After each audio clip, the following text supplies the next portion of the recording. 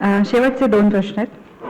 क्वचितच असा नेता बघायला मिळतो जो राजकीय हेवेदावे, पक्षाच्या पातळीवरचे पॉलिटिक्स ह्या सगळ्याच्या पलीकडे जाऊन एक व्यापक दृष्टीने डेव्हलपमेंटकडे, इकॉनॉमिक डेव्हलपमेंटकडे बघतो आणि अशा काही गोष्टी करून ठेवतो ज्या आपल्याला अनेक वर्ष लक्षात राहतात. तो माझ्या मते पॉलिटिशियन किंवा राजकारणी न राहता एक स्टेट्समन होतो. तर असं पोटेन्शियल असलेले नेते आम्ही तुम्हाला समजतो. तर काय वाटतं तुम्हाला याबद्दल? तुम्ही समजता त्याबद्दल मी तुमचे आभार मानतो. तसा होण्याचा प्रयत्न निश्चितपणे आहे. कारण मला असं वाटतं की नेता कोणाला म्हणायचं, माझी डेफिनेशन अगदी स्पष्ट आहे. नेता तो आहे जो अनेकांना इन्स्पायर करू शकतो आणि नेता तो आहे जो 20 वर्ष पुढचं पाहू शकतो. या 2 गोष्टी जर तुमच्यामध्ये असतील तर तुम्ही नेतृत्व करू शकता.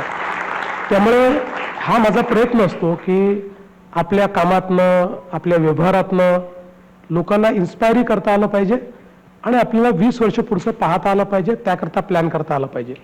हे जर जमलं तर स्टेट्समन होईल, नाही तो नेता राहील.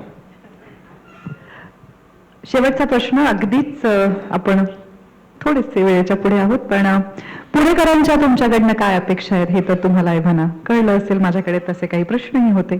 तुमच्या पुणेकरांकडनं काय अपेक्षा आहेत आणि तुम्ही पुणेकरांना या निवडणुकीच्या साठी काय सांगाल? 2च अपेक्षा.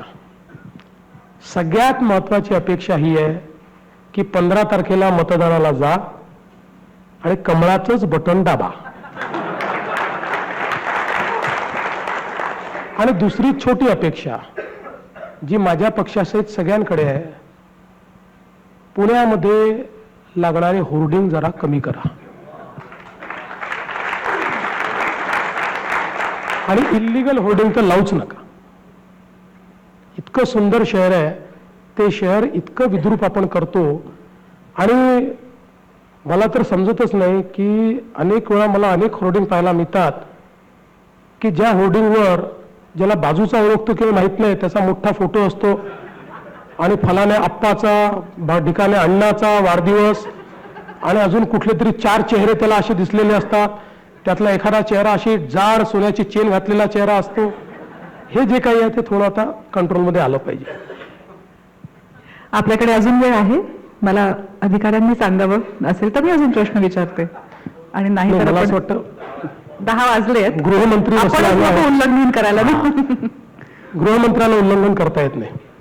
ठीक आहे. धन्यवाद पुन्हा एकदा. थँक्यू. खूप खूप आभार. थँक्यू.